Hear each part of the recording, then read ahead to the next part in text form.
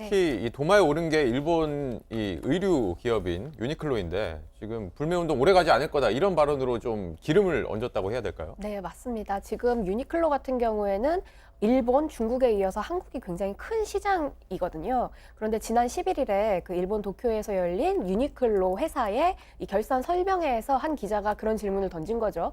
지금 불매운동이 일어나고 있는데 얼마만큼 영향받으실 걸로 보입니까? 라고 하니까 한 의원이 길게 오래 가지 않을 것으로 보인다. 즉 실적에 미치는 영향도 크지 않을 것이다. 이렇게 이야기를 한 겁니다. 네. 그래서 그것 때문에 우리나라 국민들께서 굉장히 큰 분노를 느꼈고 사실 저 얘기는 제가 들어도 화가 납니다. 아니 이렇게 한국 소비자를 우습게 보는 거냐 이런 생각이 들 수밖에 없게끔 이야기를 했는데요. 이어서 불매운동 시위가 전국 곳곳으로 지금 일어나고 있고 더 강화되고 있습니다. 네. 그래서 뭐 실제로 유니클로 국내 매출이 평소보다 한 30% 줄었다라고 하는 통계도 나오고 있고요. 그래서 결국 유니클로가 5일 만에 사과문을 게재했습니다.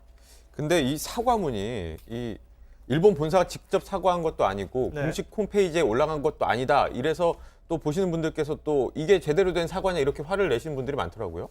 일단 일본 본사의 사과문이 아니다라는 부분들이 가장 크게 좀 주목되는 거죠. 일본에서 했던 말이에요. 그것도 일본 본사 임원이 했던 말인데 여기에 대해서 일본 본사에서 사과한 것도 아니고 또 그 유니클로 관계자가 이런 얘기를 했네요. 일본 본사의 사과문이 아니라는 일부 언론의 보도는 사실이 아니다. 다만 공식 사이트를 통한 사과는 아직 계획된 것이 없다. 사실 저는 이 문장을 보면서도 무슨 말인지 잘 이해가 안 됐어요. 일부 언론 보도가 사실이 아니다라고 얘기하면서 공식 사이트를 통한 사과는 없었다. 계획도 없다. 그럼 제대로 사과 안 했다라는 얘기로 저는 이해가 되거든요. 네. 그리고 앞서도 말씀드렸지만 불은 일본에서 지르고 진화는 한국에서만 하려고 한다는 부분이 이게 진정성 있는 사과냐. 일반 소비자들도 이렇게 받아들이는 감정이 더 크기 때문에 반쪽짜리 사과다. 제대로 된 사과가 아니다. 이렇게 얘기하고 있는 것입니다. 네.